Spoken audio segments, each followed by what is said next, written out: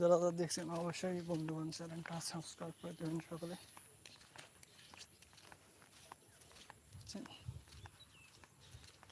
তো একটা পুকুরে জলাশয়ের মধ্যে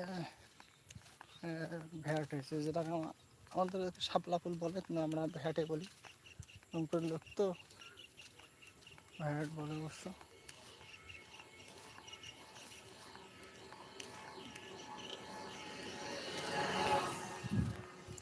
আর রাস্তার এই সাইডে ওই শাপলা জানি পারে না, এই যে কুচু পানার উপরে ফুলানো দেখছেন কত সুন্দর লাগতেছে। আজকে খালামনের বাড়িতে। তো যারা দেখছেন অবশ্যই চ্যানেলটা সাবস্ক্রাইব করে দেবেন, আর আমাদের ভিডিও দেখবেন অবশ্য।